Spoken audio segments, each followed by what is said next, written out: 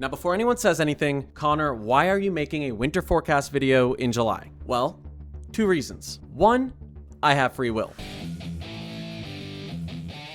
And second, I love winter. I think about winter from January to December. I think about it when I'm eating breakfast and lunch and dinner. I think about it on 4th of July. I think about it on Halloween. I think about it at work. I think about it when I sleep. Well, dream about it. So guess what? I'm making a video about it. And if that bothers you, go ahead and let me know in the comments. And I'm serious because I need the engagement. Like, it helps the algorithm. Now, obviously, this is a way too early forecast. Maybe way too early forecast. I haven't decided what the title's going to be yet. And no one, not me, not Noah, not the Euro, definitely not the GFS, knows exactly what January is going to look like in the middle of July. But we can take a look at some climate signals that have shaped winters for all of existence. And this year, the signals are a little different than they've been in previous years. Let's start with the biggest player, El Nino. Right now, everyone and their grandma knows we're probably going to be in a strong El Nino as we go into winter. And we haven't seen one of these in several years. Now, when people hear El Nino, they think a lot of different things, but anyone who kind of follows weather somewhat closely thinks warm up north and maybe more snow in the south. Is that the truth? Kind of, a little bit. Let's quickly take a look at what history tells us. Typically, a strong El Nino does favor warmer than average temperatures across the northern US, especially from the Pacific Northwest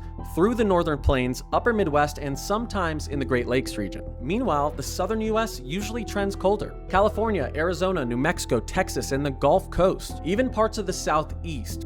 It's so fun. It's so fun when you come here.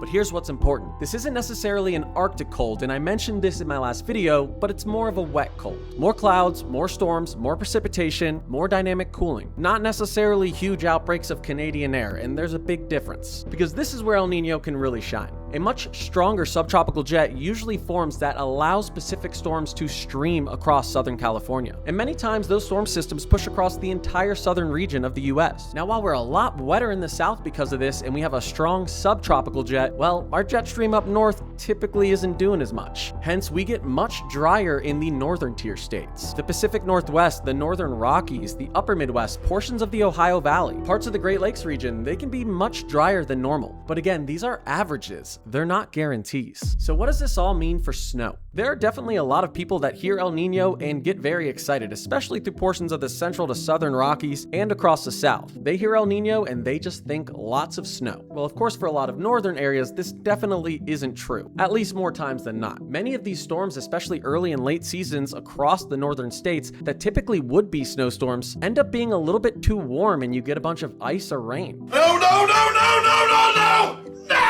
Now, the Southern Plains, Mid-South, Tennessee Valley, the Mid-Atlantic, these areas typically become very active in an El Nino because of that subtropical jet turning on and the excess moisture that's usually provided off the Gulf. So when we do inevitably get big cold outbreaks like we do at least a few times every winter, if not more, there's a much higher chance that there's moisture down there in the south and up the East Coast to connect with that cold air and produce snow. Some of the biggest snowstorms and ice storms in history, especially across the southeast, have happened in El Ninos, specifically strong El Ninos. Now, whenever we're looking this far ahead, one of the best things we can do is look at history. Because guess what? Even the CFS model cannot look that far out. And if it could, I still wouldn't trust it. Some of the strongest El Nino years include 82-83, 97-98, and 2015-2016. Now, I am not saying this winter is going to copy one of those years. Weather just doesn't work like that. But these years give us a pretty good idea of what a strong El Nino is capable of producing. They're basically guides, but not guarantees. If forecasting winters were as simple as saying strong El Nino means this, everyone's forecast would already be done. But the atmosphere is never that simple. Enso's just one ingredient. What about the Madden-Julian oscillation, the Arctic oscillation, the North Atlantic oscillation, the Pacific Decadal oscillation, the North Pacific oscillation? They all matter. El Nino's the big guy on campus, but he does not make all the decisions. A negative NAO can lock up cold air across the East Coast. A positive PNA can build western ridging, making it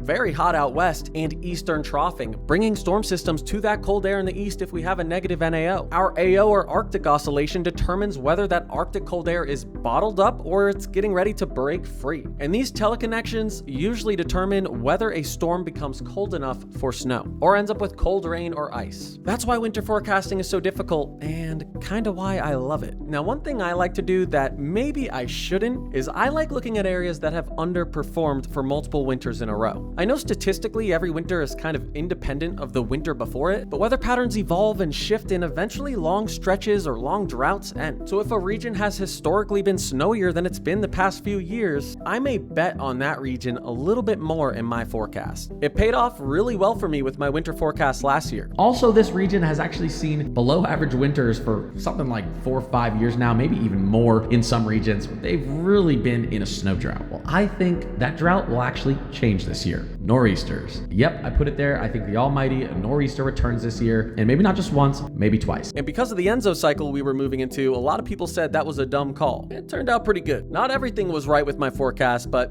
I was pretty proud of it. I've got to make my first call.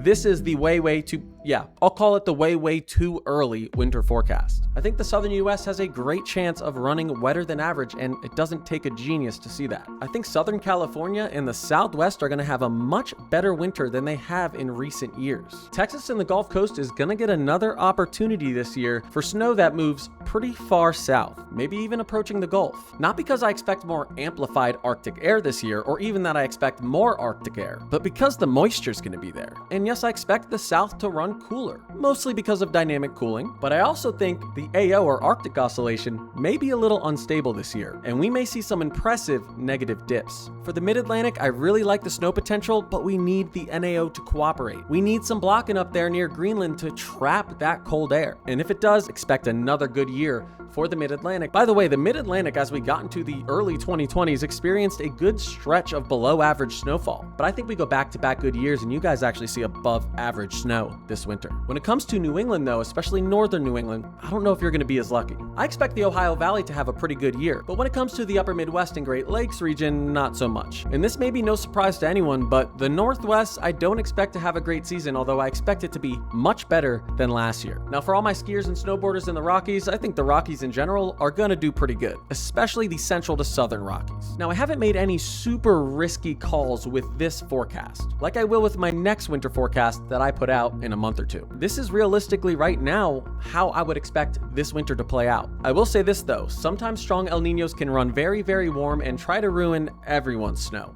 Although I don't expect that to happen because the Arctic is coming. So there it is, my very first way too early winter forecast. And the way too early one, like I said, is coming in a month or two. And for the official one, I might wait until early October. And I want to hear from you. Where do you live?